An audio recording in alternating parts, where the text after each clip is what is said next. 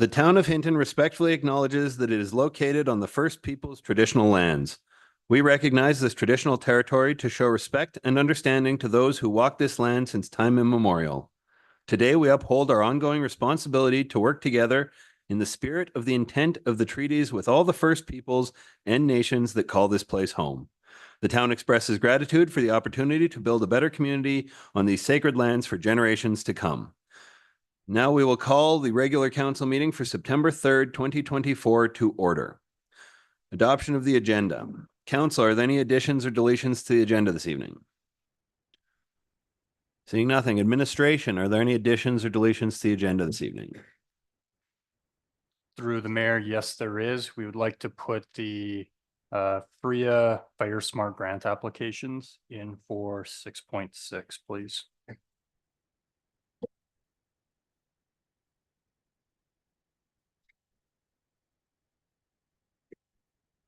Councillor Haas.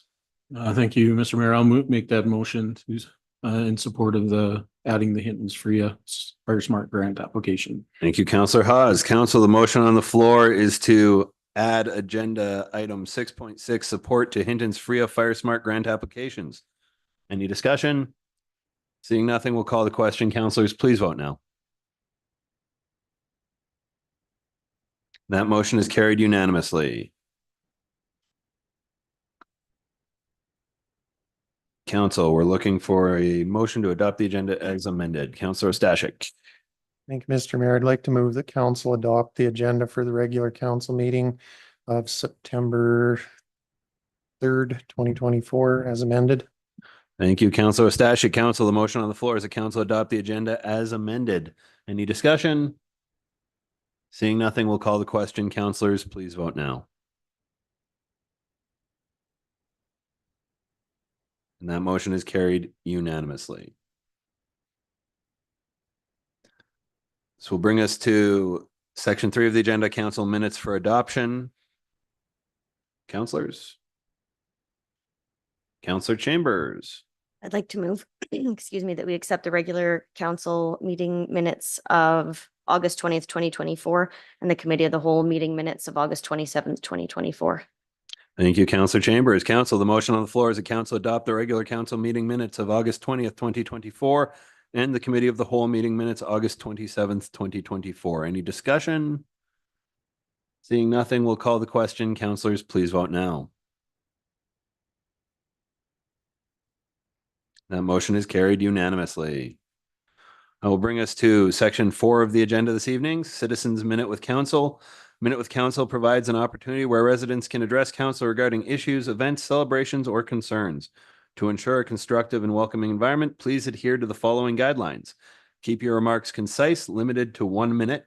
Address the chair of the meeting when speaking to council. Avoid asking questions as this is not a Q&A session, and maintain a respectful tone and language. First up for Minute with Council this evening, we have Yvonne Barker.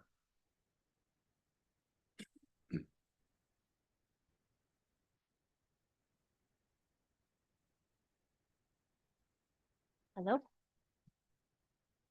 I'm here regarding the property taxes letter that I wrote. It's coming up a little bit later on the agenda. I just wanted to share a little something with Mayor and Council, if I can proceed. I sit here in front of you today as a citizen that takes pride in making sure my bills are paid on time. I ask you this: how would you feel if this happened to you? How would you feel if an organization just reached into your bank account and took 100% more than what was authorized for payments?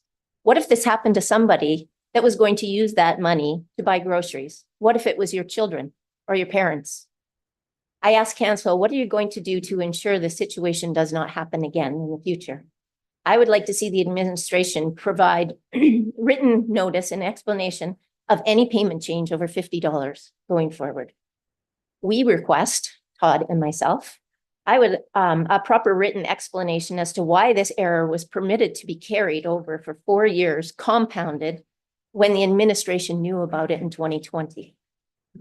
We also request the council to consider reversing our surprise property taxes that were an accounting error on behalf of the administration, and that would be in good faith on the council. The Alberta Municipal Government Act spells out municipal duties and responsibilities as well as requirements to ensure transparency and accountability, neither of which were respected in our situation. Municipalities are to champion the well-being of citizens, not to break them down. I think this has been a very unfair procedure that's happened with no transparency. Thank you. Thank you, ma'am. Next up for a minute with council, we have Pam Zawadiak.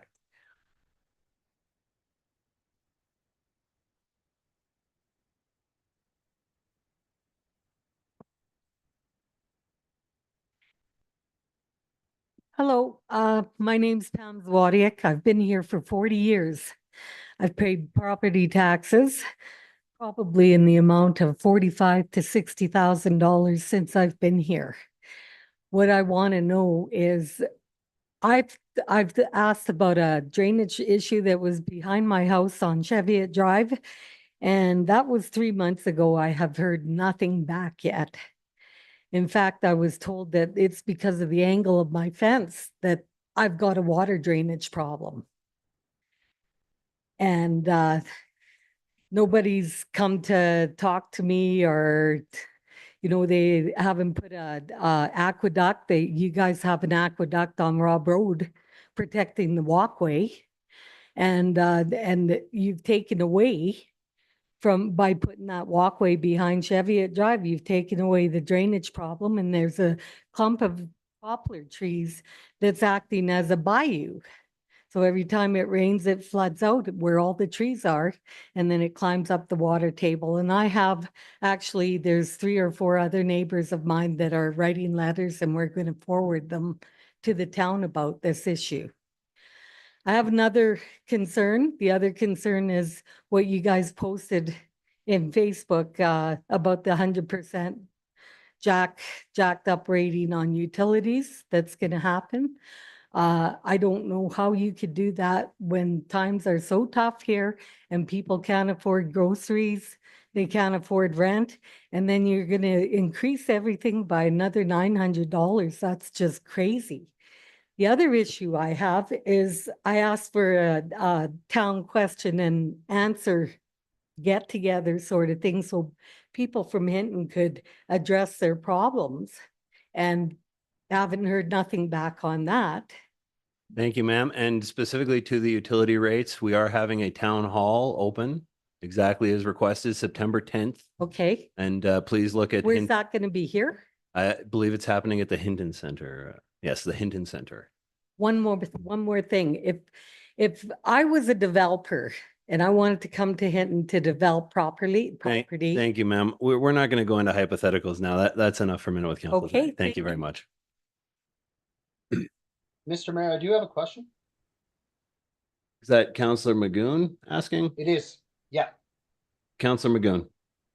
Thank you, Mr. Mayor. Just regarding a point of clarification, Ms. Wadiak had just mentioned that she had submitted a request for information to administration. I helped her submit through Hinton Listens on May the 15th. I'm just looking at my correspondence. If she could confirm for me whether she had received any reply to that or not. Just have somebody from the town, I think the maintenance manager come to see me to tell me that the angle of my fence was wrong way, and that's why I have a water problem. Did you catch that, Councillor Magoon? No, unfortunately, because I think the mics are tuned into the live stream, I didn't catch it. Ma'am, would you come back to the microphone and please repeat that for Councillor Magoon?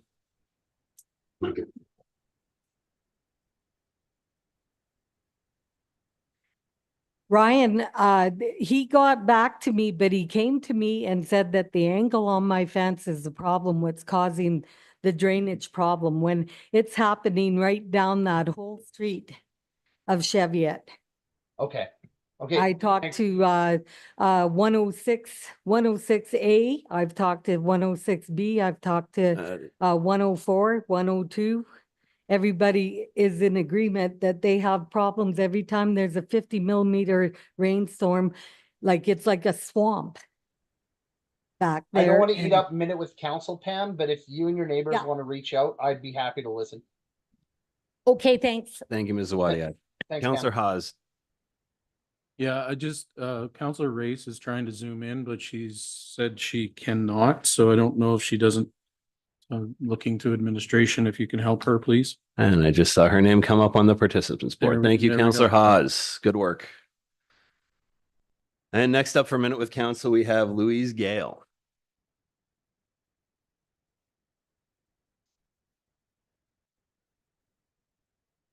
Hi, I'm Louise Gale.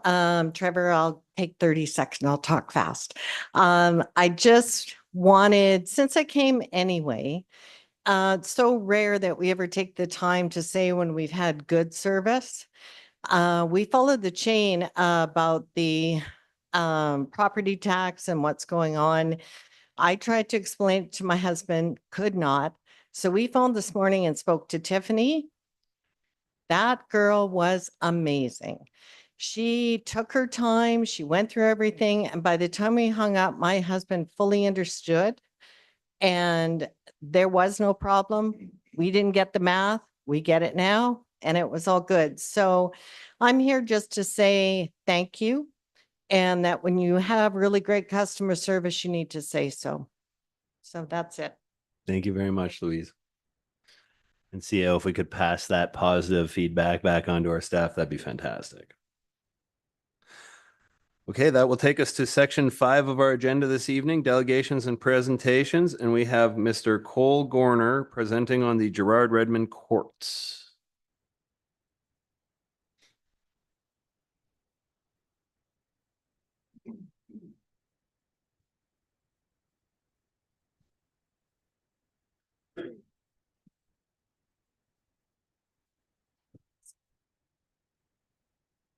I'll just speak first. That's fine. Thank you. Are we good to go? Whenever you're ready, Mr. Gorner. All right. Good afternoon, Mr. Mayor and Hinton Town Council. Thank you for the opportunity to give this presentation today. My name is Cole Gorner. I reside at 146 Fuller Place. My family and I moved into our house in the fall of 2017. Prior to buying our house, we visited multiple times, noting that we would be buying next to a school and that there were tennis courts behind the future house. We checked out the area and there was a sign that was still hanging last week that reads in part, "This facility is for tennis only." We expected that during school hours, it'd be very noisy, but it otherwise appeared to be a very peaceful neighborhood. I recall mentioning the sound of tennis is calming. I believe we did our due diligence in examining the dynamics of the neighborhood prior to buying our house. In 2019, a small group of people started playing pickleball. By nature, it is a much louder and disruptive game than tennis. With increased social interaction and the annoying pop whenever the ball is hit, it is very unsettling and irritating to listen to. Studies have shown that pickleball being struck is 8 times louder than the sound of tennis and ranges from 65 to 75 decibels. For the next few years, when this small group of people would show up, any peace and quiet we had was lost for the duration of the game. This was one group of 4 players that would occupy a single court. In July 2022, I noticed there was some work being done to the tennis courts. I came across a capital plan to upgrade the tennis courts to include 6 pickleball courts, which would be installed on the side closest to the residences. I reached out to Hinton Listens, expressed my concerns regarding the construction plans, and shared links to articles speaking to pickleball issues in other municipalities. I asked for the plan to be reversed and the courts be built on the side furthest from any houses, because the current plan would cause noise issues. It should be noted that at this point in the project, the only thing that was completed was the post inserts had been installed. I asked that the remaining works not be completed until a solution was reached. Heather Way, Parks and Rec and Culture Manager, Town of Hinton, told me if the project does not move forward as planned over the course of the next couple of weeks, there would be an opportunity to bring this matter before council. No more delays occurred and pickleball courts were completed in the fall of 2022. This was a fundamental change to the dynamics of the area. I'm not aware of any impact assessment that was completed and was not part of any discussion regarding the impacts the upgrade would have on the neighboring residences. In the fall of 2022, a proposal for a noise barrier was submitted to town council for the 2023 capital budget. It was not approved. In the fall of 2023, a noise barrier was approved by Hinton Town Council, and the condition that an effective product could be found. During the May 7th, 2024 council meeting, Deborah Juke, the Director of Community Service, acknowledged that pickleball noise is a problem and presented her findings that a product was found and it was tested to be an effective solution to help mitigate the noise. Hinton Town Council again voted against installing the noise barriers.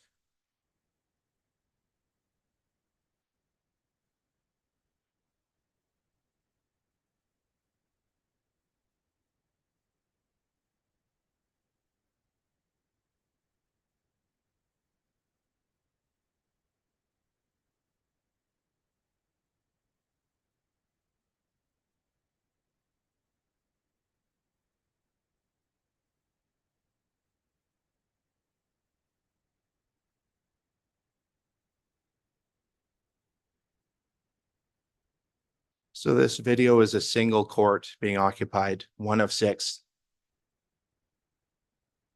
I made sure to not have anybody in the video to respect everyone's privacy, for the means of just recording the noise.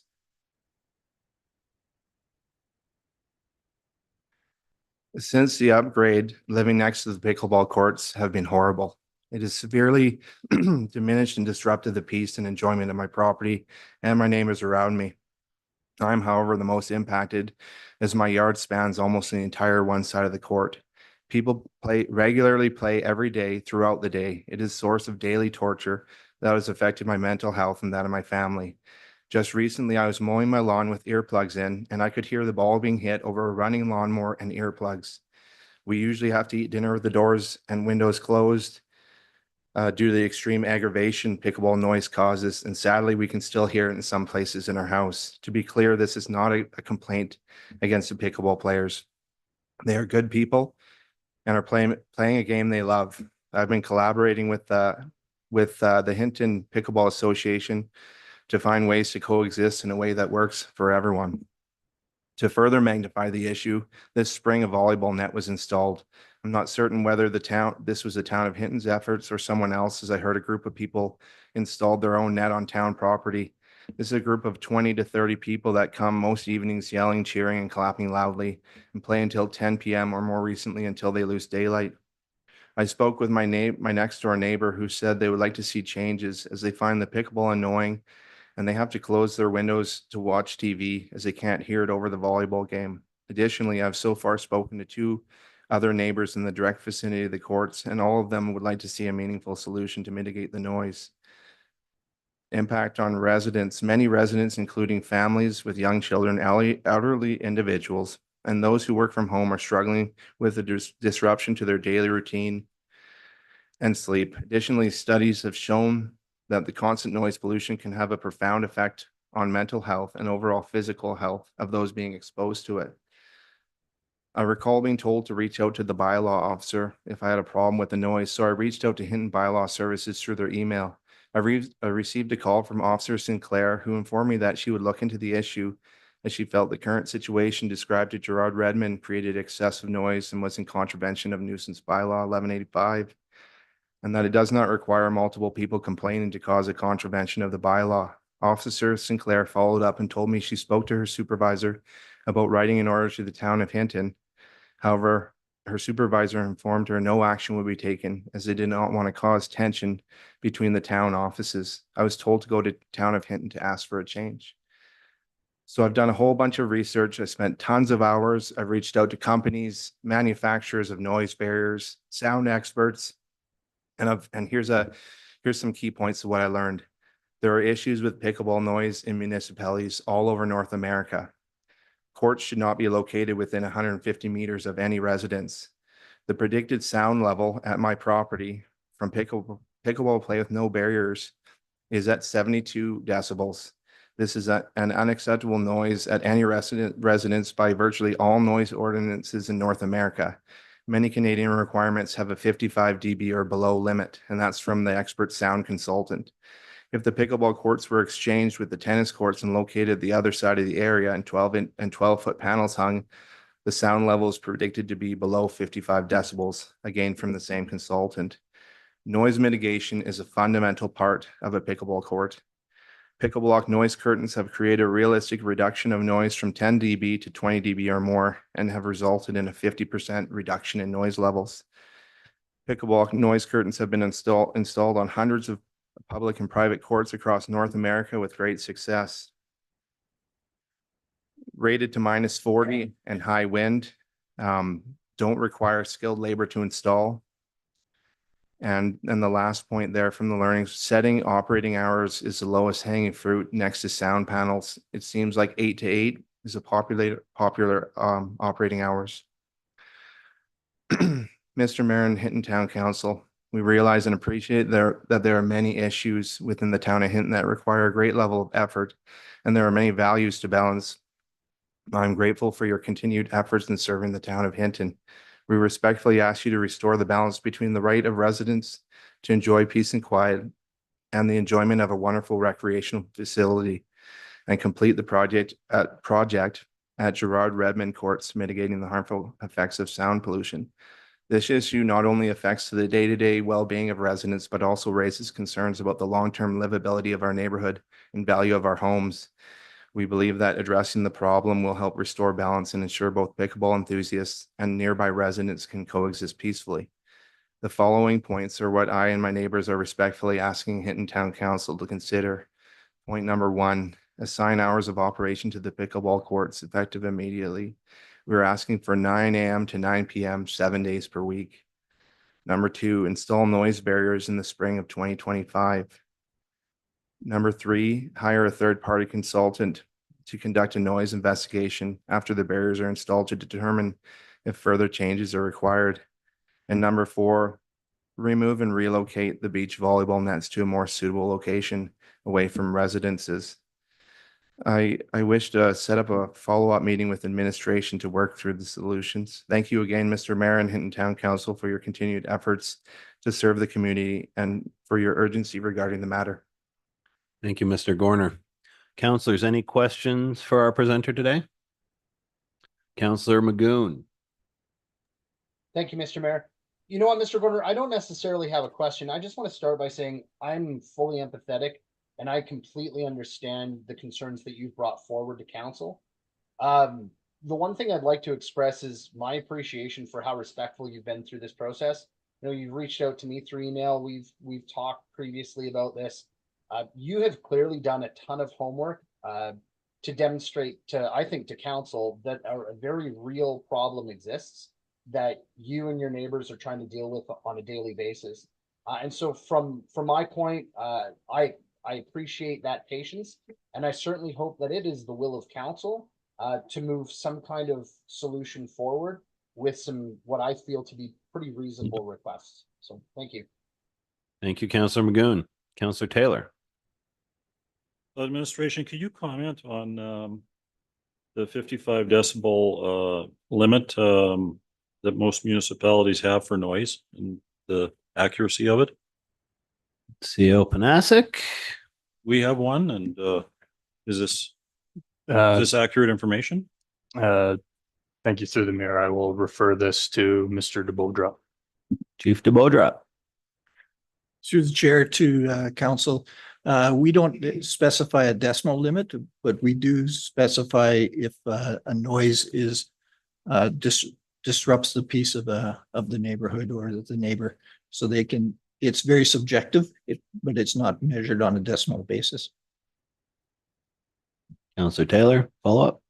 But the information we've been presented regarding the decibel limit sounds reasonable to you? Chief DeBodra. Through the chair, it sounds reasonable. 75 decibels is considered a loud environment. Okay, thanks. Thank you, Councillor Taylor. Councillor Hawes. Thank you, Mr. Mayor. I do have a couple questions for administration to clarify. Hours of operation for that area. What is the hours of operation for that area? Is it like a regular park? Which is what? CO Panasic. 10 o'clock? I will refer that to Ms. Way. Ms. Way. Thank you, CAO, through to the remainder of council. Correct. It is like any of our other parks. They all have currently, they close at the same time. I'd have to triple check the bylaw. It's either 10 or 11 p.m. currently. Thank you. if I may. Yes, go ahead. Councillor Haas. There was a mention of a volleyball court. Are we aware of a volleyball court being put up there? Is that something that somebody has done? Or is that something the town has done? Ms. White? Thank you, council. I am unaware that we've put one up. I'd have to double check on that. We did buy some additional equipment, but my understanding was that was to go down at Gordon Moore. So I'd have to double check on that one. Okay, so if I may then Go ahead. follow up, if we do have a group that are setting up their own equipment in an area, then we'd be dealing, I imagine, with that. That wouldn't be appropriate. Thank you, Councillor Haas, through to the remainder of council. Correct. Typically, as you know, we discussed last week during the level of service for parks, if that comes into us through Hinton Listens or as through a mechanism such as this, absolutely, we'll look into it. And if I may, one Go more ahead, Councillor Haas. a question for the presenter. You made a comment about property values. I guess a question if you could verify if that information is accurate. You've followed up with realtors or anything to have an assessment done on does it affect the value of your home at this time?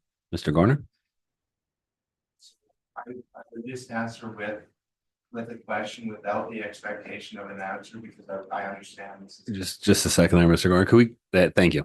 Or So I get am your I good to microphone go? turned on. Yeah.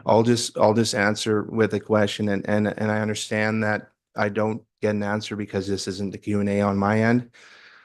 If you were to buy a house and sat on the back deck and listened to that, would you be interested in buying that house or would you lowball an offer? I have not gone a property assessment to get numbers in that regard. But as a person who would go and look at buying other houses and is considered whether or not I can even handle living in my own now, I wonder how I would be able to get a reasonable ask for a property when somebody doesn't even want to buy my house due to that. For me? Go ahead, Councillor Haas. Yeah, well, I guess the reason I asked the question is because to make a comment like that without any verification is tough. You know, you're looking at, we looked at had the discussion and the words that were used, and I wrote them down in my notes, was it may affect the noise at $30,000. We don't know for certain. And you know, and $30,000 for this area is a big expense. To answer your question, actually, I'd be fine with it because I'd go out and join them.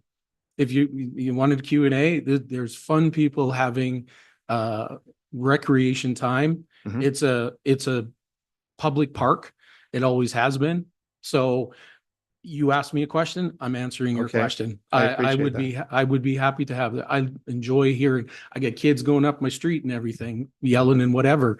It's kids having fun, it's adults having fun, it's being active. And that's what one of our goals in our community is outdoor living.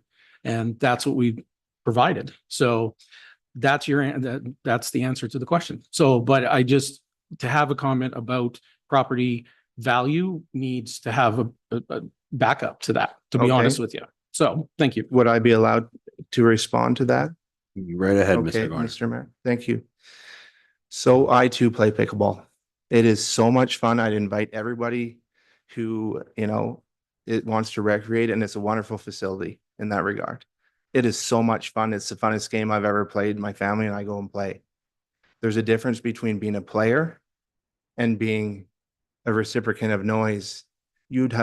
I would imagine a person would have a ton of fun running a stock car down the track, but sitting next to it when they're trying to eat dinner or sitting on their deck would be a profoundly different effect, I would imagine. And the difference there is buying next to the park, as I mentioned before, you know, respectfully, it never was a pickleball court before. This is a dynamic, fundamental change to the area, and that's where the focus is. And the money that the value of the homes, it's an arbitrary. I could attach $100,000. I could attach 5. Who knows what the market's doing? The right buyer might not care. The other buyer might completely dismiss my property. It's so subjective. I mean, that's a valid point. It is subjective. Thank you, Mr. Gorner. Councillor Taylor. Oop. Council, any further questions for our presenter today? Seeing nothing. Thank you very much, Mr. Gorner. Councillor Haas. Yeah, just to follow up, so if there is a volleyball court or there, so what is administration prepared to do to go in and check on that? Is it the bylaw or, who is responsible for that? Ms. Way? Counselor Haas, I've already sent an email off to our supervisor for that area. They'll send a crew out, double check. He may even be able to respond to me just saying, no, that's not our net, in which case we will address it by having it removed. If they did locate a net there, rather than at Gordon Moore Park, we'll simply move it. It shouldn't have been placed there. So we'll look into it. Okay, thank you. Thank you, Counselor House. Thank you, Ms. Way. Counselor Taylor? What was the thought process behind us putting a pickleball court right next to houses? Ms. White. Thank you, Counselor Taylor.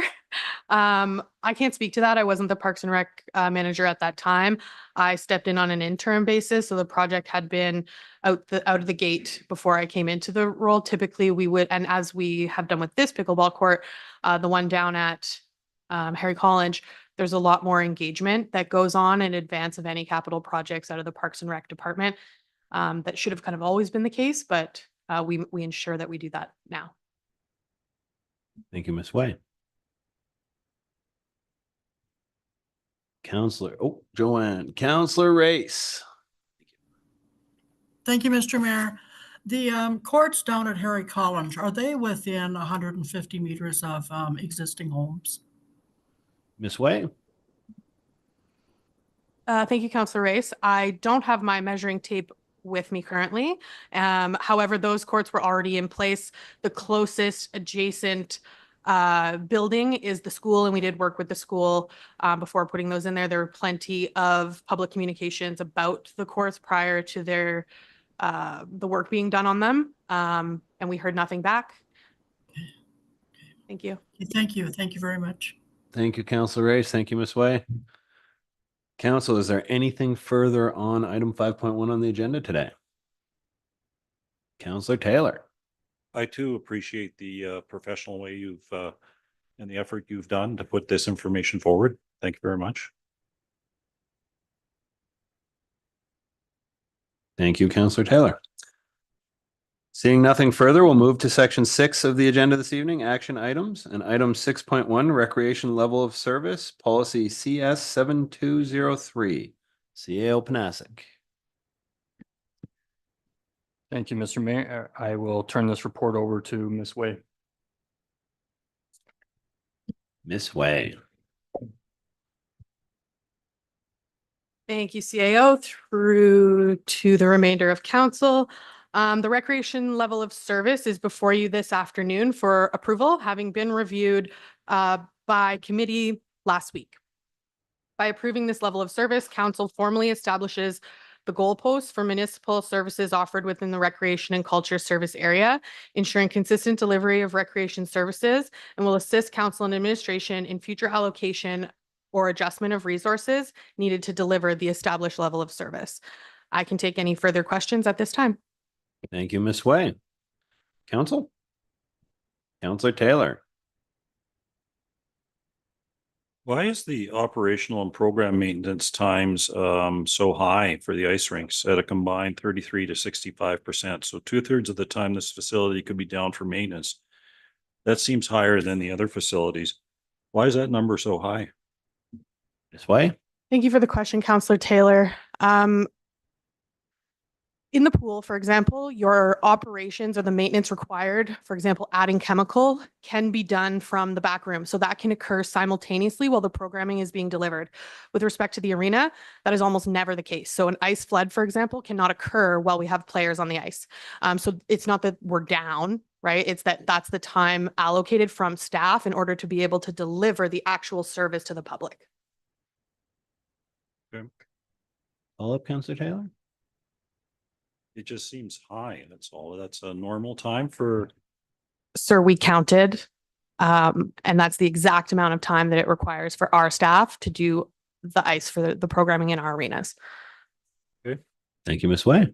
Thank you, Counselor Taylor. Council, any further questions for Ms. Way at this time? Reminder, there is no motion on the floor. Counselor Haas. Thank you, Mr. Mayor. I'd like to take the recommended option, the council approves the recreation level of service policy CS-7203.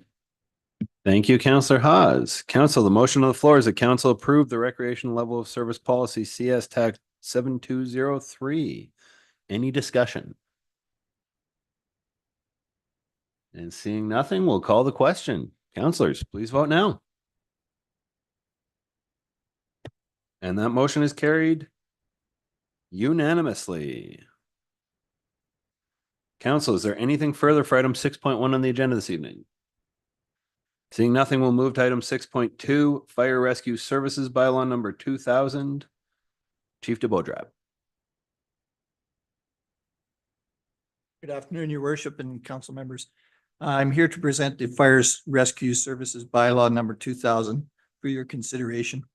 This bylaw has been developed to replace the outdated fire bylaw number 1097 and fireworks bylaw 1098, both established in 2015. The new bylaw has been carefully reviewed and updated to enhance the safety and well-being of our community by reflecting modern standards and aligning with the Fire Rescue Services level of service policy. This item was first introduced to Committee of the Whole on August 13, 2024.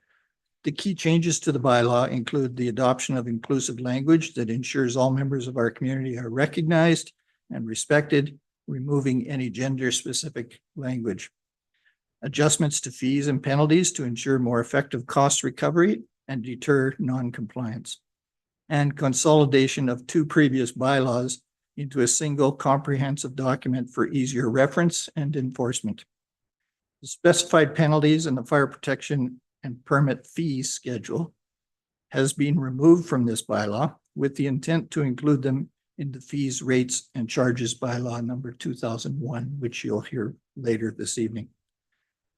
These updates are crucial for maintaining effective fire rescue services and ensuring that our community is well protected. Administration is recommending that council proceed with all three readings of the Fire Rescue Services Bylaw number 2000 today. And with that, if you have any questions, I would be pleased to answer them. Thank you, Chief. Council? Counselor Taylor.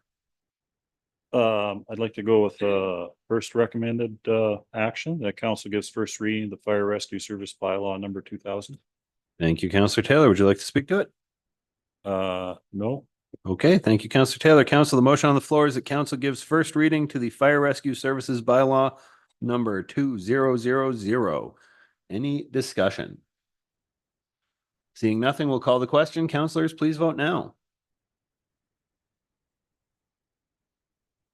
Counselor Race voting in favor by hand. And that motion is carried unanimously. Counselor CAO Panasic.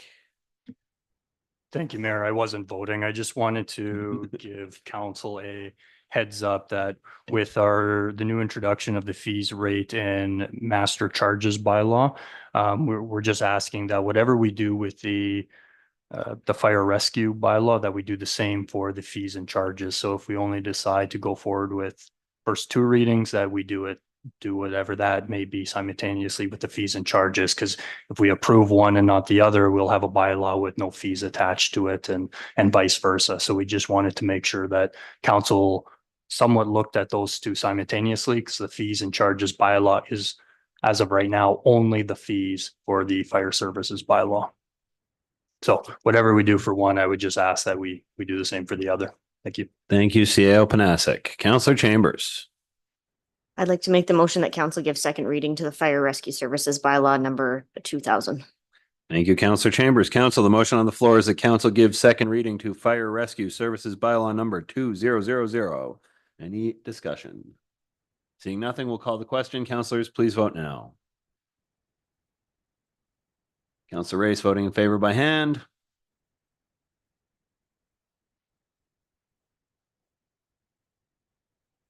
The results just disappeared for me.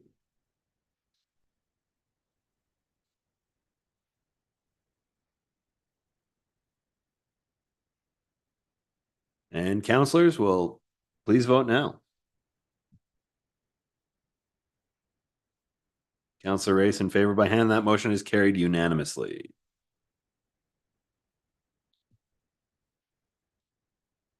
And back to council. Any interest in Unanimous. There we go. Counselor Chambers. I'd like to make the, make the motion that council gives unanimous consent to move to a third reading of the Rescue Services Bylaw number 2000. Thank you, Counselor Chambers. Council, the motion on the floor is the council gives unanimous consent to move to third reading of the Fire Rescue Services Bylaw number 2000. Any further discussion? Seeing nothing, we'll call the question. Councilors, please vote now. Counselor Race in favor by hand, and that motion is carried unanimously. Gives us opportunity to do the last one here, councilors. Anyone? Counselor Stashik. Thank you, Mr. Mayor. I'd like to move that council give third reading to the Fire Rescue Services Bylaw number 2000. Thank you. Thank you, Counselor Ostashik. Council, the motion on the floor is the council gives third reading to the Fire Rescue Services Bylaw number 2000. Any discussion? Seeing nothing, we'll call the question. Councilors, please vote now. Counselor Race in favor by hand, and that motion is carried unanimously. Council, is there anything further for item 6.2 on the agenda this evening?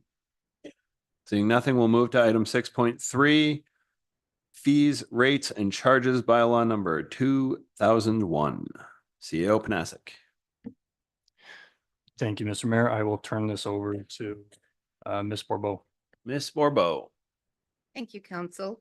The fees, rates, and charges bylaw before you this evening is part of the 2022-2026 tactical plan, where administration was asked to put a consolidated fees and charges bylaw forward. We are moving that way and took this opportunity to follow in the heels of the fire services bylaw, and those would be the first fees included in this consolidated document. This was before committee on August 27th, and we're bringing it forward for you this evening. Looking for, if it's agreeable to council, 3 readings on this bylaw. With that, any questions? Thank you, Ms. Borbeau. Counselor Taylor.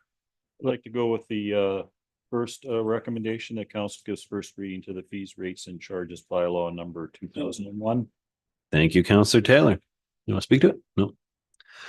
Council, the motion on the floor is the council gives first reading to fees, rates, and charges bylaw number 2001. Any discussion? Seeing nothing, we'll call the question. Councilors, please vote now. Counselor Race voting in favor by hand. That motion is carried unanimously. Counselor Haas.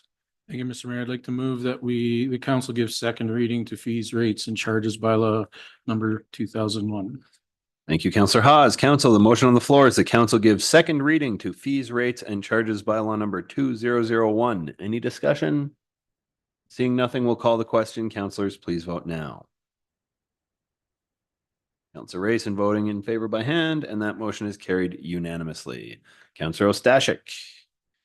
Mr. Mayor, I'd like to move that council gives unanimous consent to move to third reading of the fees, rates, and charges bylaw number 2001.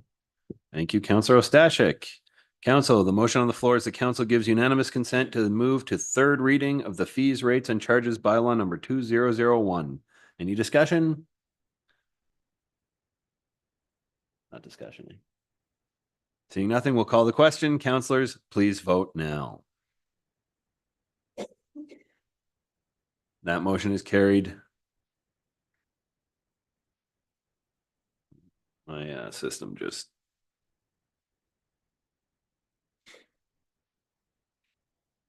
And councilors, we're going to vote again if it pops up or no.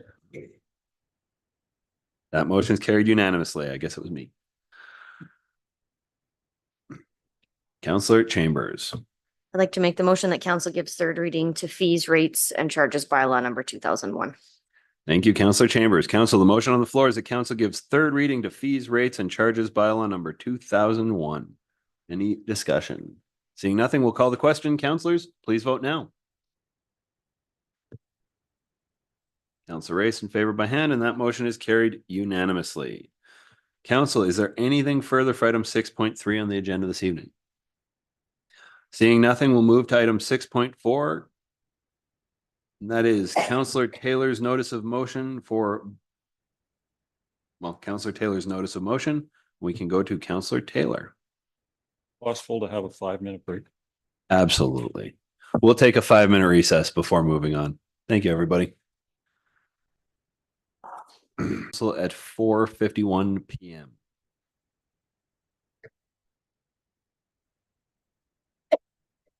The regular council meeting for 3 September 2024 will come back to order at 4:51 PM. We were on item 6.4 of our agenda this evening, Councillor Taylor's budget for civic agencies and community grants notice of motion. Councillor Taylor. Yeah, thank you. The notice of motion that I'd like you to give consideration to would be that council directs administration to provide a report on setting an overall combined budget for civic agencies, community grants, and other similar groups to prioritize spending prior to the 2025 budget deliberations. And I have a few remarks in support of that, if I could. Thank you, Councillor Taylor. And just because of your language at the start there, I want to clarify you are making that motion now, correct? Yes. Thank you. Yes, go ahead and speak to it. Okay. The town of Hinton faces increasing financial demands from nonprofits, civic agencies, and other groups seeking money for services that often should be funded by other levels of government or even others. I think it's important to consider what this list of group is and to articulate the list. Currently, there's like 15 or 16 such groups that we currently fund to the tune of about $1,060,000, $1,070,000. This consists of about 7.5% of our net municipal tax base going towards this type of activity. It includes the ATB golf course loan, $154,000 a year, the Hinton Healthcare Foundation, $500,000 per year, Wild Mountain Music Festival, $7,700, Yellowhead County Airport, $92,000, Community Futures, $10,000, Visitor Center, $34,000, Pathway to the Park for West Yellowhead Trail Society, $50,000, Historical Society and Museum, $55,000, rec sites outside of Hinton, $20,000, Stars Critical Care and Transport, $20,000, the Art Society to run the Performing Arts Center, $64,000, in Mountain Bike Club, $29,000, and Hinton Disc Golf, $10,500, and we even gave $1,200 for an individual to attend an out-of-town disc golf tournament. And potentially the food bank. Not included on this list would be things where we give breaks, like the Timberwolves for a break in the fees for the rec center, or the share shop that get a break in fees for the shop that they have. And then more recently, last week, we approved, I think it was 11 or 12, 2 weeks ago, we approved 11 or $12,000 for funding recycling with the school district. So it's important to grasp it. Just because something's a good thing doesn't mean it's the responsibility of government at the municipal level or any other level.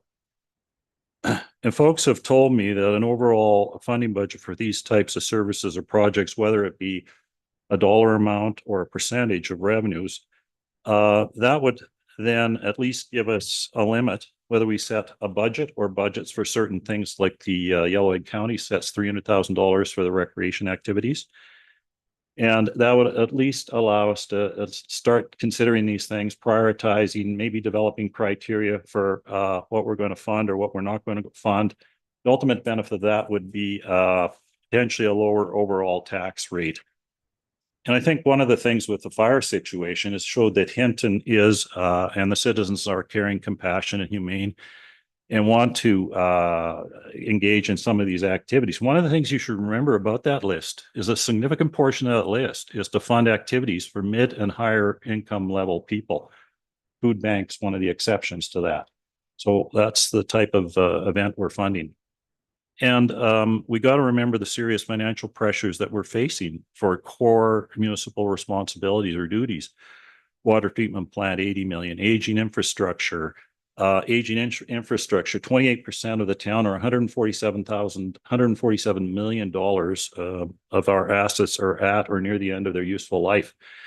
And if what happened in Calgary and Montreal teaches us anything, it's that we've got to start funding water and sewer pipes, or we'll have some of those events occurring in our town. And that's the new waste treatment plant, 10 million. And that's let alone the $50 to $70 million rec center that some people want. So Our utility bills are likely to increase within the next year by as much as $500 per year. We need to start saving for that. That alone is going to amount to probably a 10 to 15% tax increase, depending on what your overall property taxes are. So, perfect world. If we had all the money in the world, be happy to fund all kinds of worthwhile projects. Unfortunately, we don't have that, all the money in the world. You have to think about what we fund, why, and how much. And the starting point for that is to set a budget for these kind of things, either by activity or overall budget. Not even at this stage advocating a reduction in the services. And remember that some of the things we fund in the county doesn't even fund. They don't fund STARS. They didn't fund Wild Mountain Music Festival last year. And they don't fund the rec sites in the county that we fund.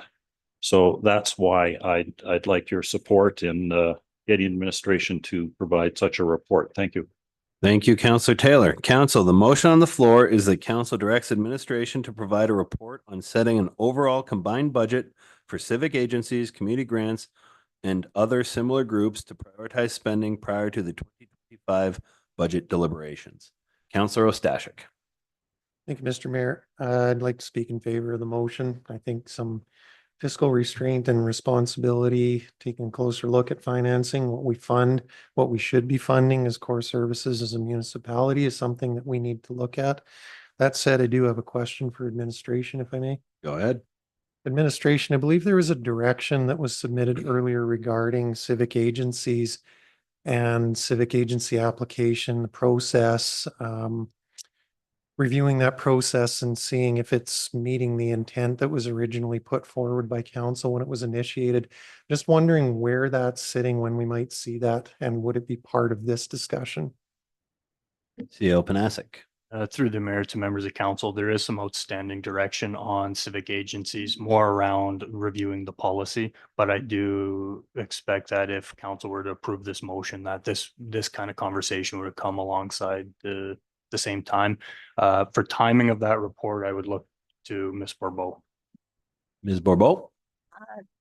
Thank you all. We are working towards budget right away. Perhaps by the end of October, we would have the report in conjunction with, there wouldn't be a great deal of time between the two reports, like budget and the report coming forward, but we're probably looking at towards the end to the, or the middle to the end of October. Thank you, Ms. Bourbeau. Councillor Stashik. Good, thank you. Thank you, Councillor Stashik. Councillor Chambers. Thank you. Through the mayor, I will be supporting this motion in principle. I think that it's a good thing for us to go through and look at the groups. And I think also an opportunity for us to look at, are we funding these groups through the right means? Should it be done through sponsorship? Should they be civic agencies? Is it a one-off? And still the conversation of what is happening with the community grants, with the reduction of the ATE income, and looking at what that impact has overall.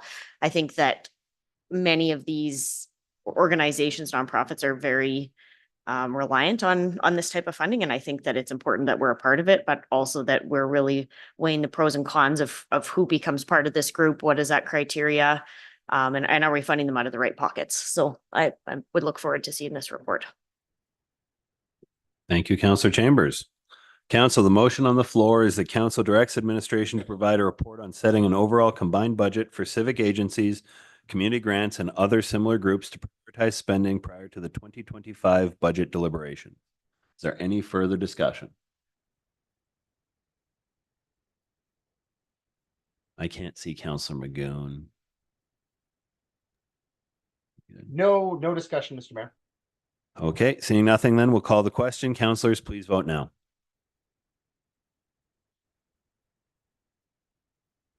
Councillor Race voting in favor by hand. That motion is carried unanimously. Council, is there anything further for item 6.4 on the agenda this evening? Seeing nothing, we'll move to item 6.5. And again, a notice of motion from Councillor Taylor on the closed session land discussion. I believe before we can go to item 6.5, we're going to have to take a motion to move into closed. Councillor Chambers. I'll make the motion that we move into closed session at 5 o'clock. Thank you, Councillor Chambers. Council, the motion on the floor is that council move into closed session. Any discussion? Seeing nothing, as soon as it comes up, we'll call the question. Council, the motion on the floor is that council move into closed session at 5 p.m. Councilors, please vote now.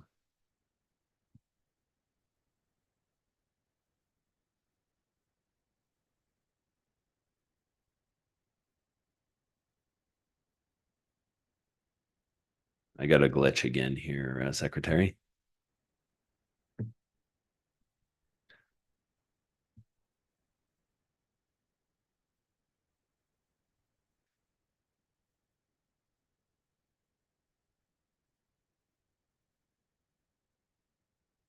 I've got everyone but Councilor Stashik registered. Same. It may have come up again for you again at 6:12 p.m. We are on item 6.5 of our agenda this evening. Councillor Taylor's closed session land discussion notice of motion. Councillor Taylor, will you please read your motion into the record?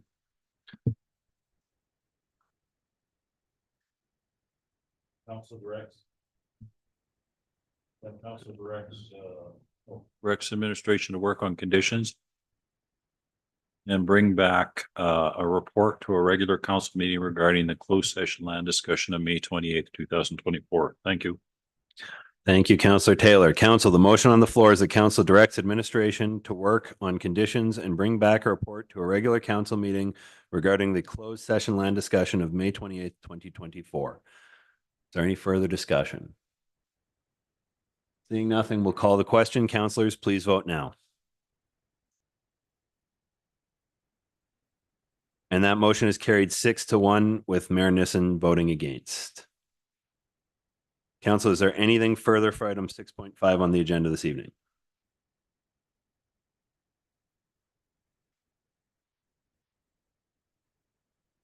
Seeing nothing, we'll move to item 6.6 on the agenda this evening. Is it Councillor Stashik? Yeah, sorry, I was distracted by the alarm. Wondering if we're in imminent danger. I don't believe we are, so I'd like to furnish a motion if I may. Yes, please. Pursuant to the past motion passing, I would also like to move that council direct administration to work on conditions. Oh, my apologies. No, I'm sorry. We're good. We're good. I'm going to withdraw. Thank you, Councillor Stashik. Sounds like a bearing failure over there in a fan or something. A little distracting. All right, Council, is there anything further for item 6.5 on the agenda? And seeing nothing, distractions are gone. We'll move to item 6.6 on the agenda today. And that is the support for Hinton's FRIA Fire Smart grant applications. And this looks like it's going to Chief DeBodrat.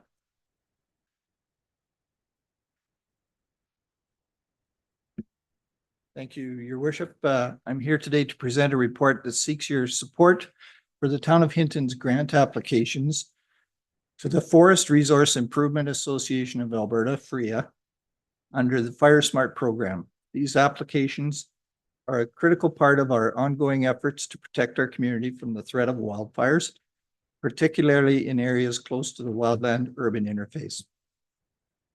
We're focusing on three key areas: vegetation management, public education, and the Fire Guard program. These initiatives will help us maintain and expand our wildfire mitigation efforts, enhance public awareness, and ultimately strengthen the safety and resilience of our community. Excuse me. Your support is essential, as a formal motion from council is required for these grant applications to proceed, with up to $200,000 in potential funding for each of these projects. This is a significant opportunity for us to continue making Hinton a safer place to live. With that, if there are any questions. Thank you, Chief. Council, Councillor Taylor.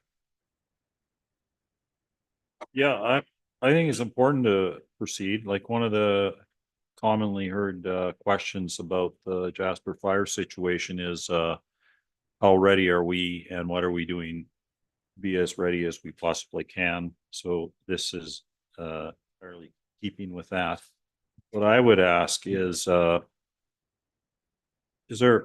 flexibility with exactly what we do with this? Because one of the things I thought we were going to do is like with the Red Cross funding being potentially available, we were going to ask for money in order to maybe update our fire preparedness or fire smart plan to ensure we had it as up to date as possible. So if that information came in at the same time we were applying for some of these grants, then that would give us a better basis for picking some of these areas to do some work. So there's some flexibility there. Or are we confident that these are, whatever areas we pick here are going to be the best possible areas to protect us to the greatest degree possible? Chief DeBodrop? Through the chair, that's a very good question. The Red Cross submission is completely separate from the FRIA applications, so they would complement each other very much so, but they are two separate grant applications. These grant applications, the vegetation management, where we want to tackle pre-treated areas that have been treated in the past, and also some areas that have never been treated, fire smarted. So we want to tackle a lot of vegetation management on town-owned land. So around the government center is a primary area, around the graveyard and behind the neighborhood that's along there. There's another prime area by the recreation center is another area that we have targeted. And then under the Fire Guard program is the Fire Guard itself, augmenting the Fire Guard that is with the highway bypass, and also around Mary Reimer Park is a primary area that we want to treat. And the non-veg management application is to get a fire smart master plan put together, a 5-year plan, so that we can make further applications every year. When the FRIA grants become available, we actually have a plan in place that we can submit to them. And this is what we want to do in long term, 5 years out. Does that answer your question, Councillor? Councillor Taylor? Well, I think the answer is this is in keeping with our status of our plans the way it is right now. We consider these to be the highest priority, but we're going to go through a further planning process that'll give us more information for doing this in the future in years that come. This is what we got to do for this year because that's what our plans say. That's what I get out of That is what you correct. said. Thanks. Thank you, Chief. Thank you, Councillor Taylor. Councillor Haas? Thank you, Mr. Mayor. I'd like to move the council support the town's Forest Resource Improvement Association of Alberta FRIA grant applications with the following motions. The council is committed to support the town's grant application to the Forest Resource Improvement Association of Alberta, FRIA's vegetation management program. 2, the council is committed to support the town's grant application to the Forest Resource Improvement Association of Alberta, FRIA's non-vegetation management program. And 3, council is committed to support the town's grant application to the Forest Resource Improvement Association of Alberta's FRIA's community fire guard program. I can quickly speak to it. Go right ahead, Councillor Haas. So I think this, thank you for bringing this forward. I mean, this is of the top of the mind of all of Hittonites, and since the Jasper fire. So, getting these grants could be very helpful, obviously, to our community. That being said, though, grants are also not for sure.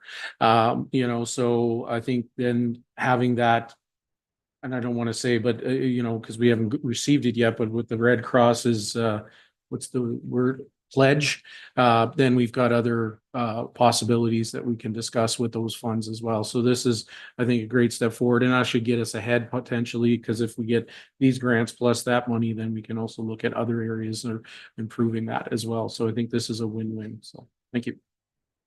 Thank you, Councillor Haas. And for CO Panasic, as I read this report, it looked as though you wanted 3 separate motions.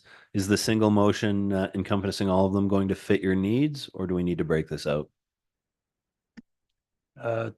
Through the mayor to members of council, Chief DeBodrop was nodding to me, and this is really a formality that's required through the FRIA program for Fire Smart. In the past, administration has just done this.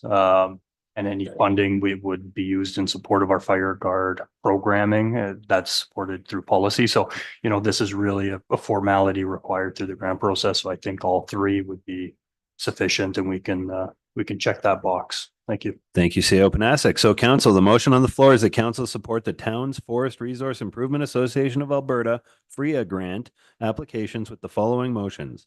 1, council is committed to support the town's grant application to the Forest Resource Improvement Association of Alberta, FRIA's Vegetation Management Program. 2, council is committed to support the town's grant application to the Forest Resource Improvement Association of Alberta, FRIA's Non-Vegetation Management Program. And 3, council is committed to support the town's grant application to the Forest Resource Improvement Association of Alberta, FRIA's Community Fire Guard Program. Councillor Taylor. I'm sorry, I didn't understand. I didn't understand how the fire guard augmentation program was different than the Fire Smart program. Understand your comments on the Fire Smart program. Chief DeBodrap. What's the fire augmentation, the fire guard augmentation? What's that? Through the chair, the fire guard augmentation, we do have a commitment from the government to do a fire guard along the highway right of way, bypass right of way. So they'll widen that out a little bit. There's a strip of trees between there and the pipeline that we intend to remove that will actually increase the width of that fire guard substantially. Both West Fraser and Mondi are on board with this project. West Fraser will be participating in the actual removal of some of the larger trees, and the waste material will be taken by Mondi and put into their boilers to create energy. Thanks. So it's a good community project. That Thank you, Chief. Thank you, Councillor Taylor. Council, any further discussion? Seeing nothing, we'll call the question. Councillors, please vote now.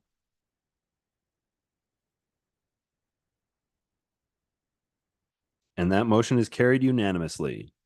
Council, is there anything further for item 6.6 on the agenda this evening?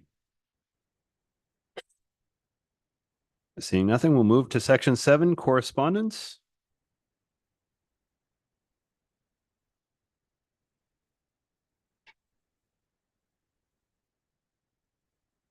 And is there anything in correspondence that council would like to discuss this evening? Mr. Mayor. Oh, Councillor Magoon.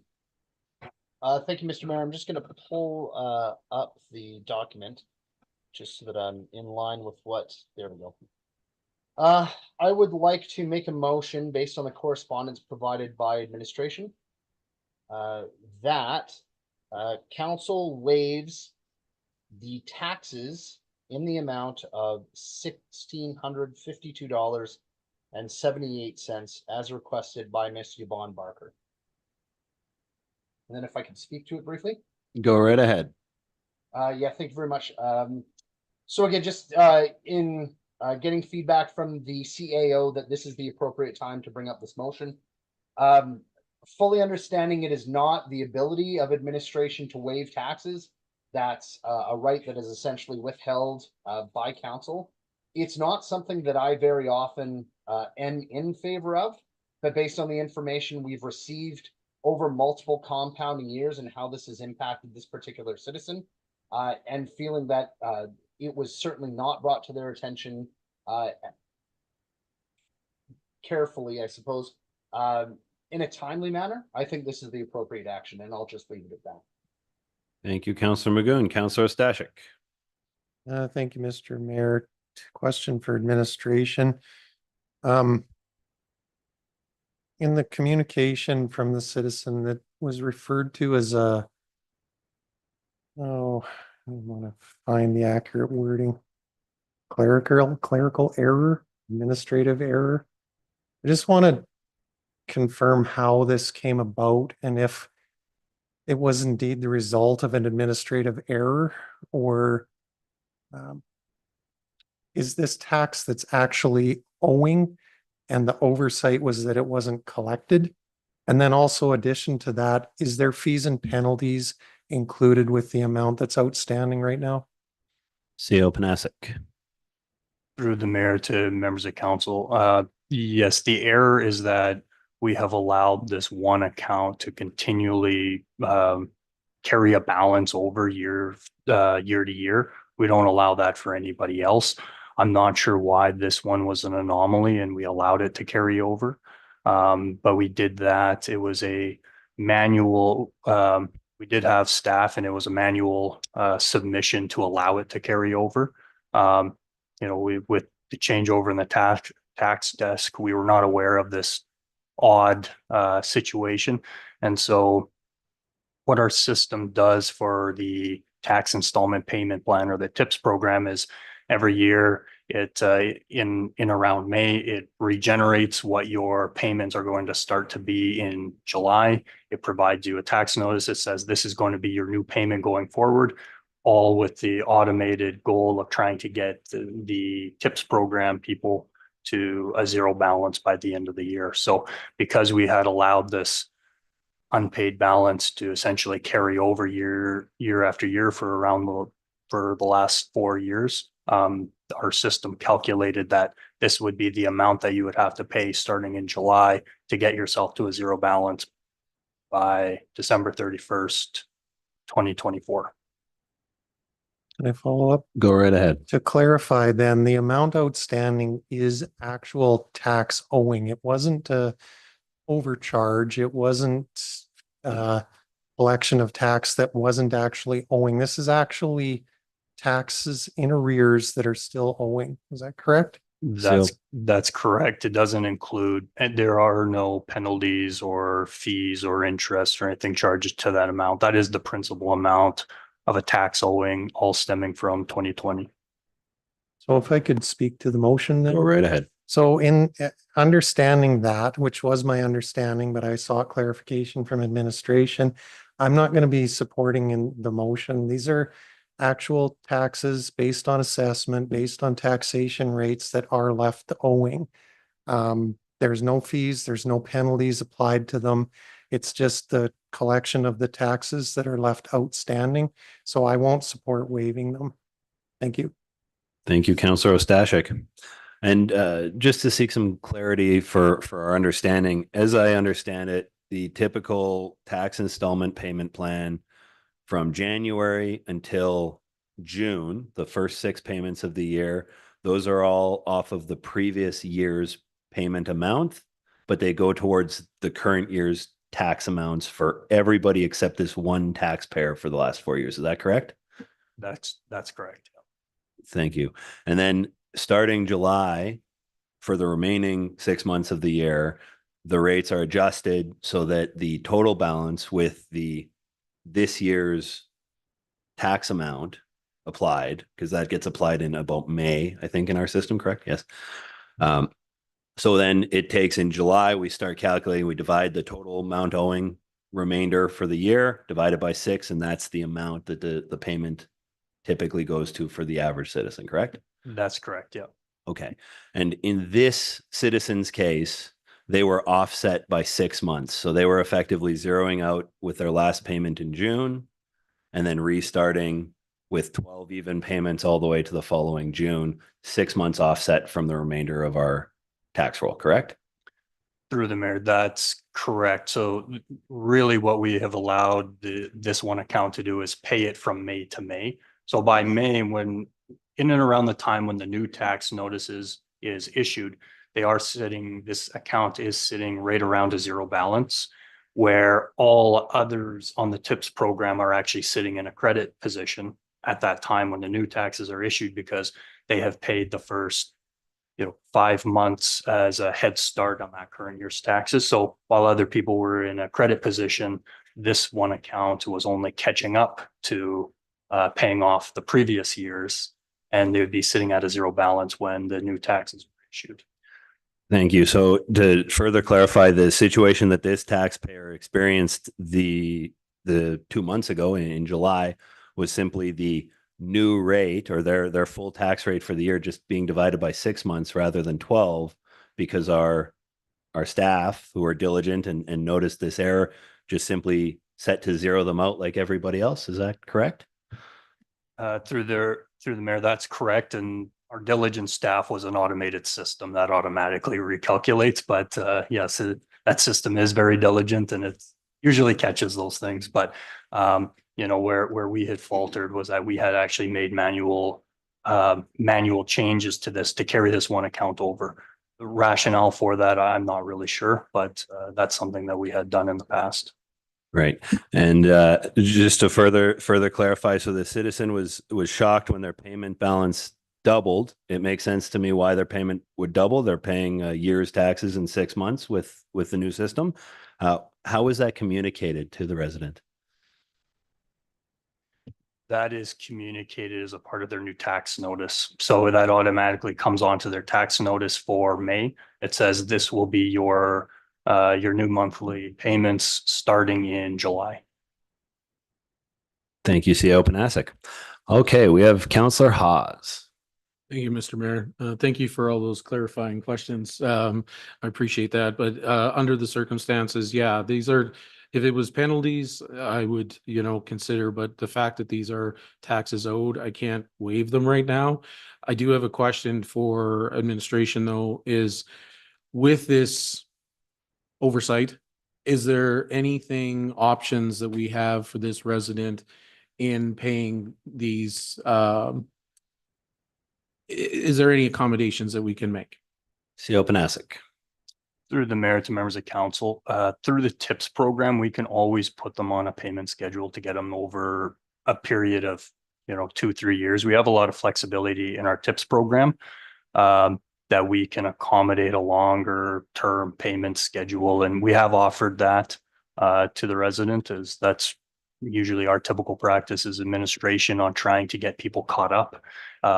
What that does is that will freeze any penalties or taxes that are usually incurred. In this case, they weren't being applied, but typically it'll freeze those and we can get them back to square over a period of time that is acceptable to both parties.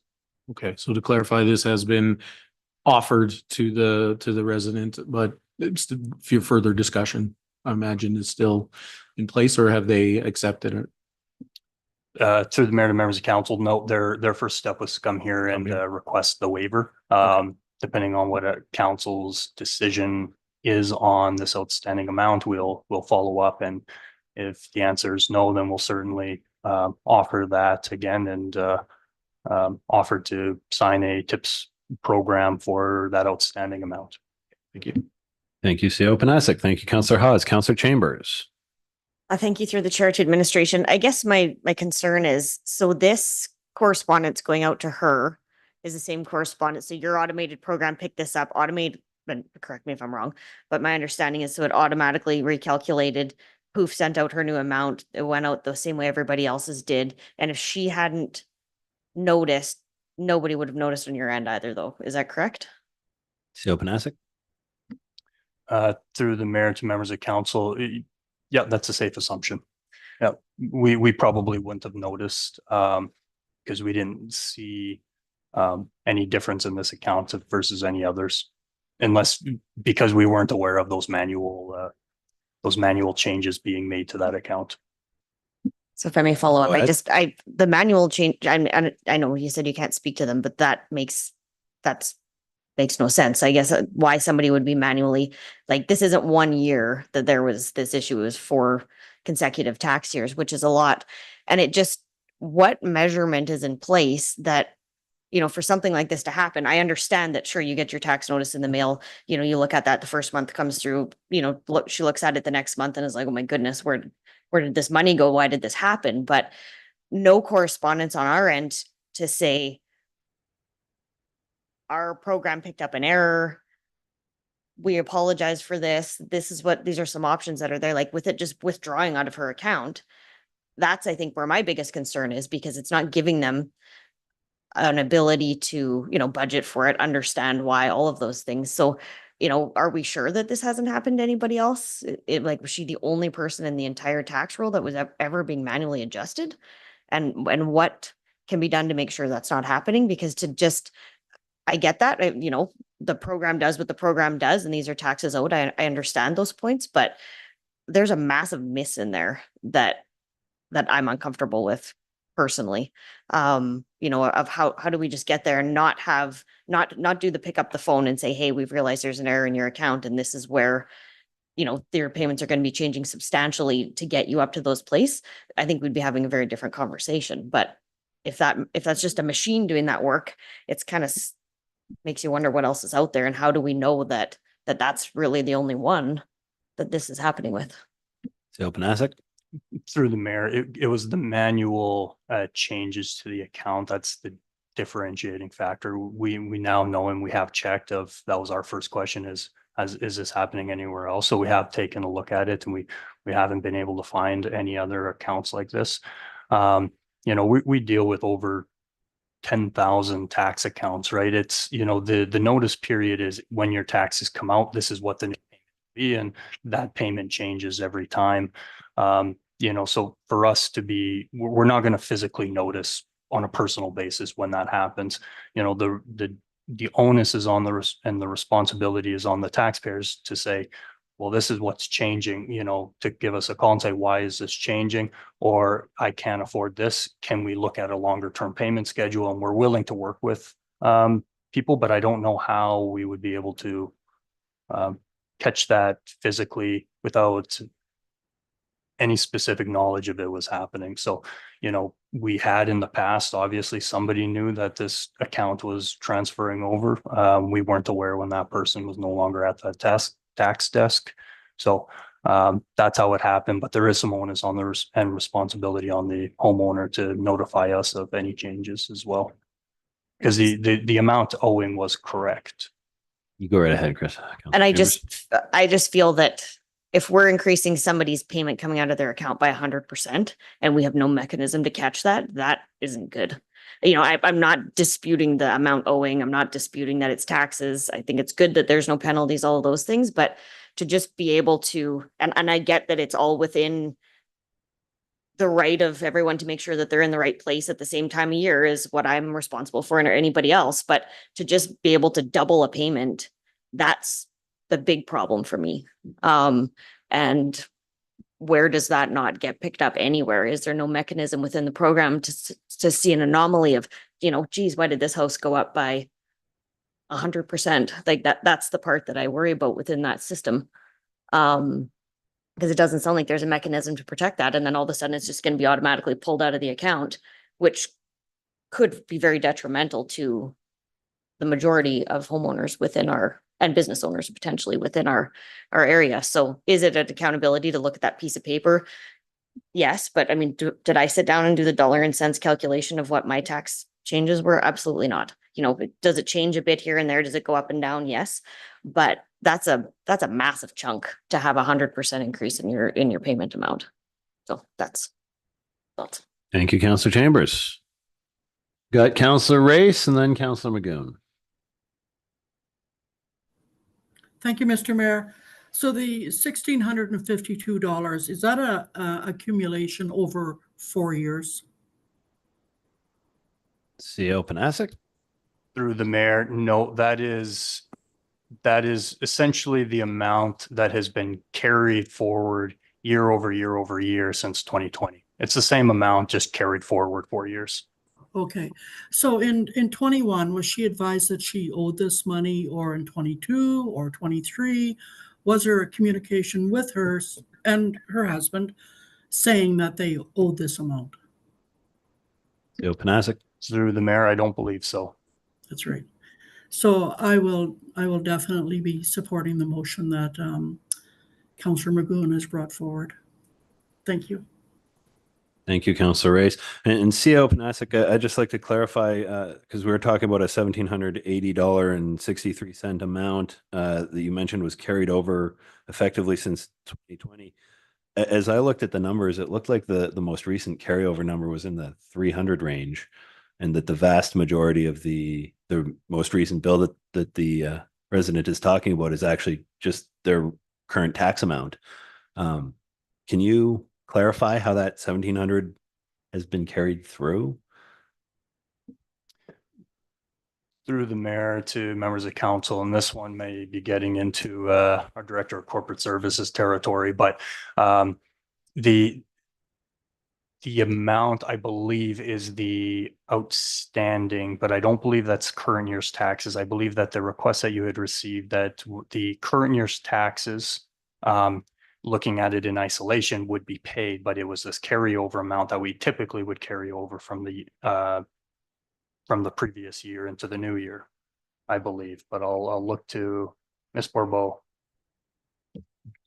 Thank you, and I will try to clarify this. So in 2020, the ratepayer came in to sign up for the TIPS program. The calculation that was done for the ratepayer at that time was based on bringing the account to zero by the end of 2020 and paying the full amount for 2021. So the amount that was calculated that would need for 2021 taxes was done using an estimate. In 2020, the ratepayer only made 5 payments.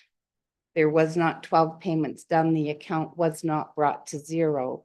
So in 2021, when the TIPS program started, it wasn't picked up and noticed immediately because the amount that was calculated for 12 months worth of payments would have paid off the 2021 taxes.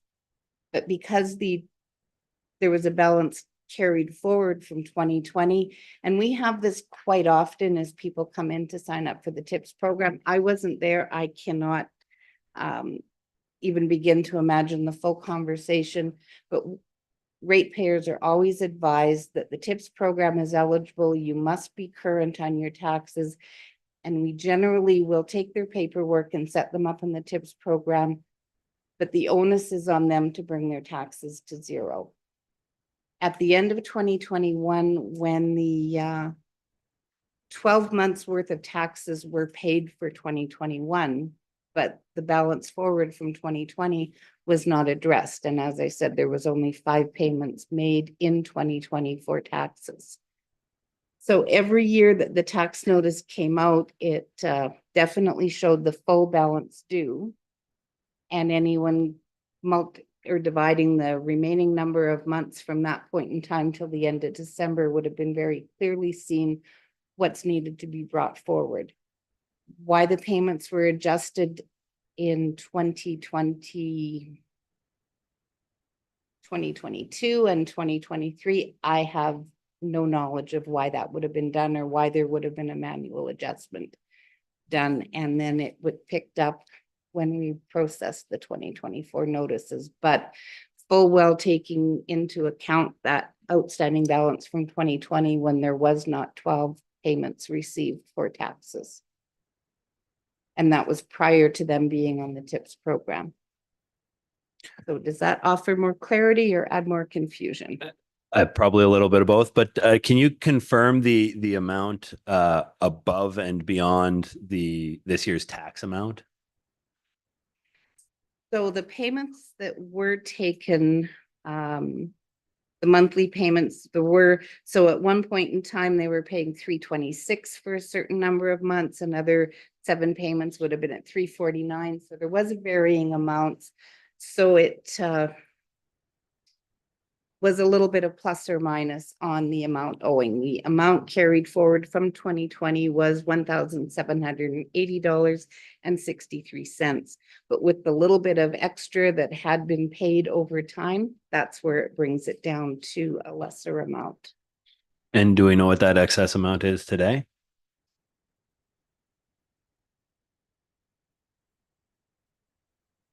So the total outstanding right now is $2,462.57. So I believe the ratepayer is acknowledging that they still have some payments to make towards the 2024 taxes, and they're just looking for the difference of the outstanding amount from 2020 plus or minus the small balances forward. Thank you, Ms. Borbeau. Councillor Ostashik. Hey, thank you, Mr. Mayor. Oh, shoot. I forgot Councillor Magoon. Oh, go ahead, Councillor Magoon. I'll get back. Thank you, Councillor Stashik. Councillor Magoon. Apologies, you're Thank not you, on my Mr. little Mayor. screen Thank here. you, Councillor Ostashik. You know, and just speaking to this, I think some of those highlights by administration they identify exactly what my concerns are with this and why it's unique. We've had the CAO identify that this is a one-off problem, and it was done by some manual entries on the part of the town. Moving forward from 2020, once the citizen got onto the TIPS program, the process, it seems, wasn't followed because a balance was allowed to be carried forward. That's not town procedure. We don't do that.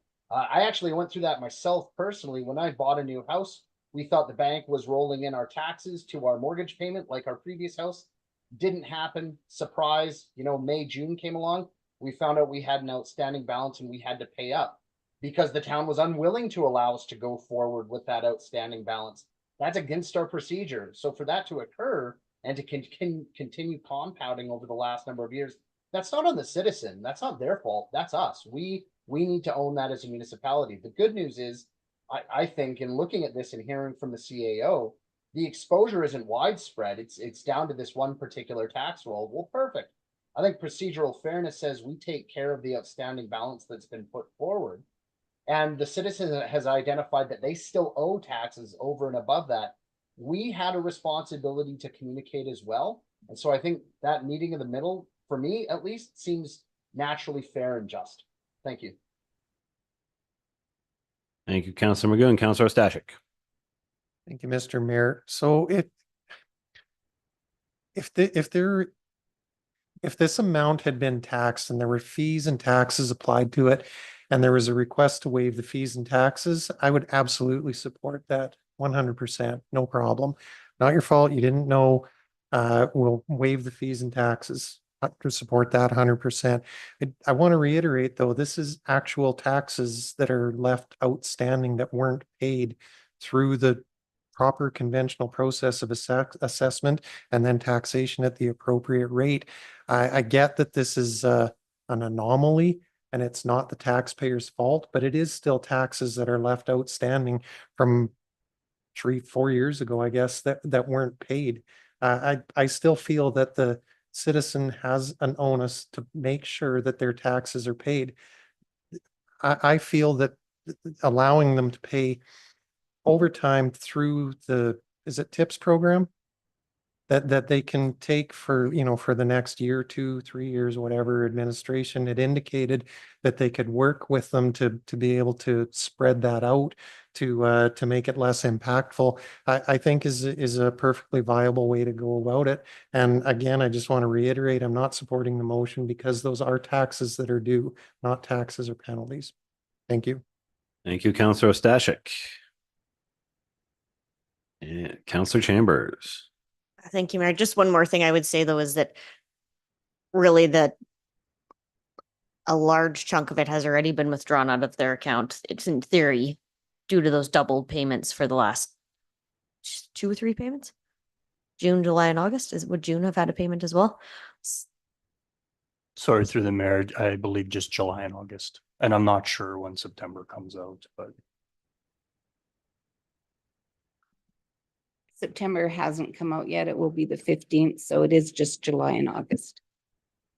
If I may just. Go ahead. So in your payment plan concession, would it take into account the 2 payments that were already taken out that were so large, some type of refund potentially or something like that if money was required back in their bank account to straighten it out?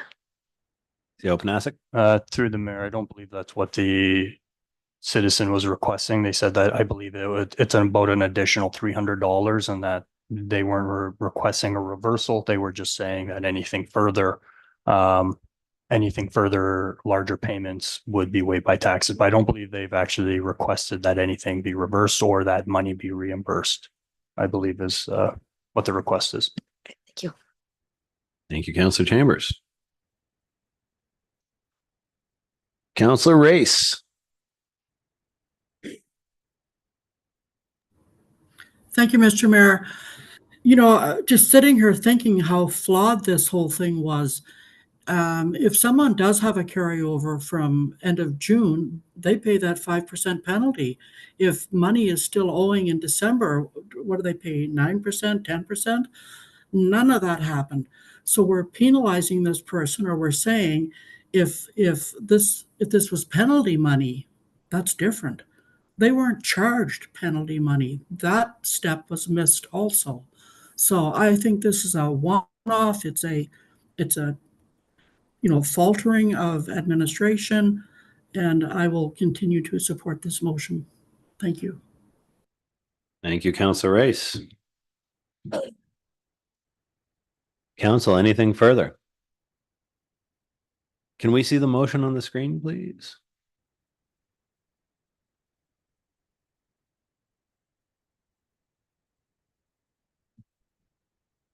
Okay, council, the motion on the floor is that council waives the taxes in the amount of $1,652.78 as requested by Ms. Yvonne Barker.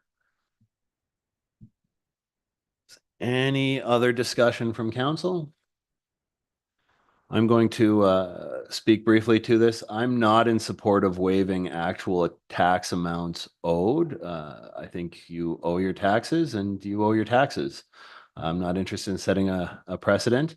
That being said, I would absolutely support waiving any fees or penalties that were accumulated in this sort of circumstance, but that was not the case. I am very disappointed with the way that this was communicated to the resident. I think doubling of the payment and then getting a very short email response is less than ideal customer service. But that being said, I can understand how this happened. They're on a 6-month delay in their tax payments, and getting them back to a normalized status, I think, is important.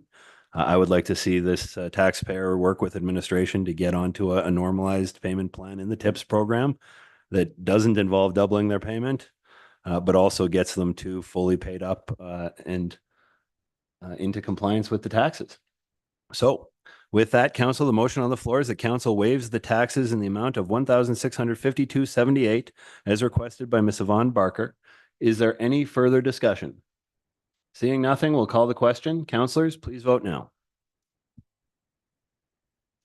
And that motion is defeated 4-3 with councillors Magoon, Race, and Chambers voting in favor. Council, is there anything further for the correspondence section of today's agenda? Councillor Haas. Yeah, just a quick question on the other correspondence. So this letter in support of the MAT program, there's no financial budget being asked. This is more probably, I'm guessing, for grant purposes. Is that the case? Thank you, Councillor Haas, and I'll get CO Panasic to talk about this one briefly. Through the mayor to members of council, yes, that's correct. So, and this, we didn't go to council with this one for a specific letter because we do have some direction previously to support this type of initiative for a winter mat program, but the Help Foundation is going out and applying for a grant to provide or to secure some funding for the winter mat program for a safe and warm place for the homeless and vulnerable population for the harsh winter months. But it will be a grant application. There was no financial contribution requested. Thank you, Councillor Haas. Councillor Taylor. With respect to correspondence that has gone out this week, not that's necessarily in the package, there was correspondence, wasn't there correspondence to Pathway to the Park that the town supported the Pathway to the Park signed by the CAO? Was that correspondence coming in this package or next week's package? CO Panasic? Through the mayor to Councillor Taylor, I believe that was a motion of council for last committee or the committee before. So it can certainly be included in the next package. That was an actual motion that you write that. Okay. Thank you, Councillor Taylor. Councillor Haas. So with that, I'd like to make the motion to accept the correspondence for information. Thank you, Councillor Haas. Council, the motion on the floor is that council accept the correspondence package for information. Is there any further discussion? Seeing nothing, we'll call the question. Councillors, please vote now.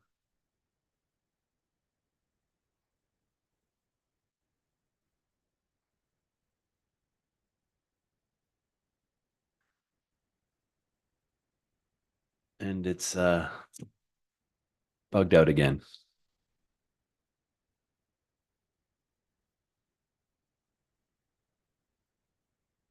And that motion is carried unanimously. That will take us to section 8 of the agenda today, notices of motion. CO Panasic, are there any notices of motion today? Through the mayor, yes, there is. If you give me a moment, I will just pull it up. This notice of motion was put forward by Councillor Magoon to direct administration to return a report to a committee of the whole meeting in October dealing with the issue of noise at the Gerard Redmond pickleball courts. Thank you, CO Panasic. And are there any other notices of motion this evening? That would be it. Thank you, CO Panasic. That'll take us to section 9 of the agenda this evening, reporting and council reports. We'll start with Councillor Magoon. Thank you, Mr. Mayor. Nothing to report. Thank you, Councillor Magoon. Councillor Race. Thank you, sir. Nothing to report. Thank you, Councillor Race. Councillor Stashik.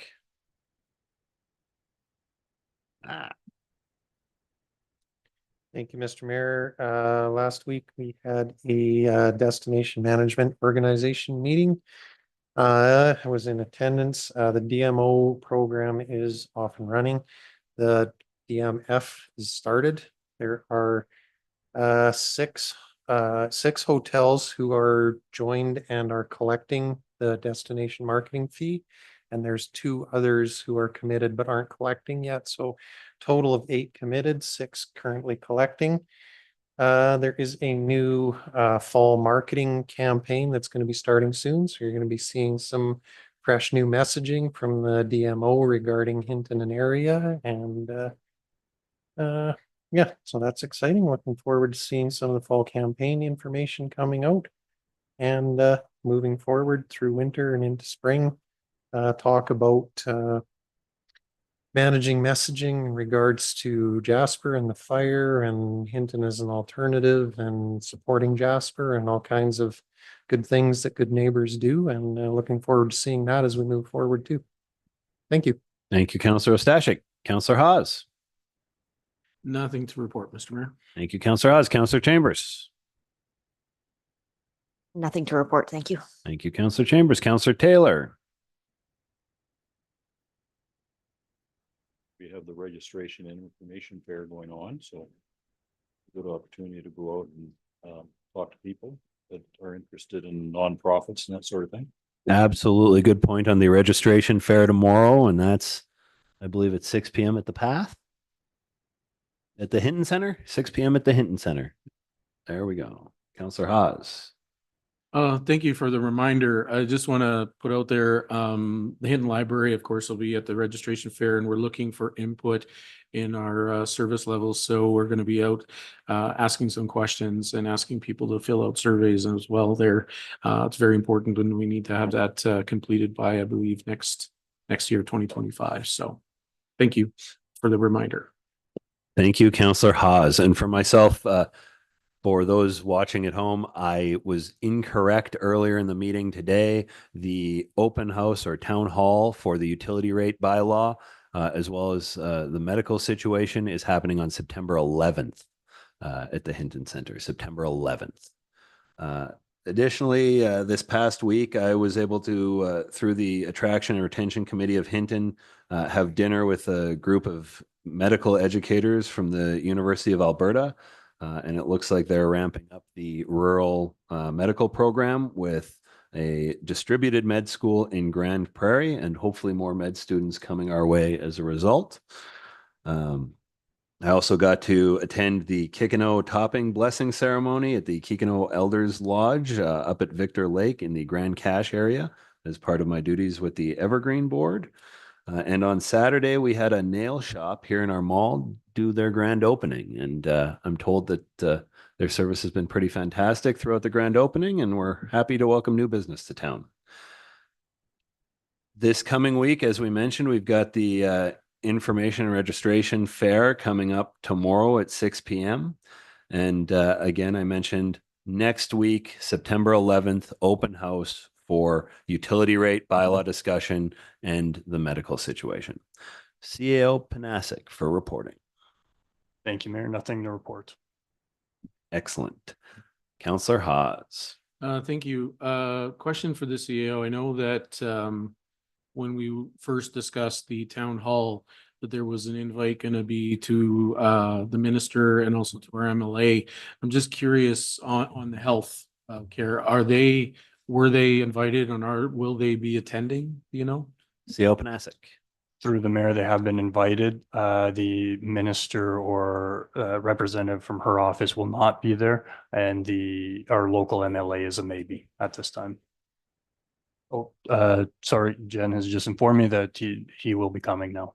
Yeah, Yeah. I'm glad, if I may, I'm glad to hear that. I'm very disappointed that our minister isn't, this is the second time that they have canceled coming to Hinton. So that's very disappointing, especially the state of emergency that we did put into effect. So, but I am happy to hear that the MLA will be attending, and hopefully, because I mean, most of the questions I'm assuming in regards to health are going to be directed at the province, not necessarily to our municipality. So I'm glad they're going to be here. Thank you. Thank you, Councillor Haas. Council, is there anything further for reporting? CO Panasic, can you confirm that all of our closed session items have been completed for today? Through the mayor, I can. That's they're all complete. Thank you. That will take us to section 11 of the agenda this evening, adjournment. Councillor Haas.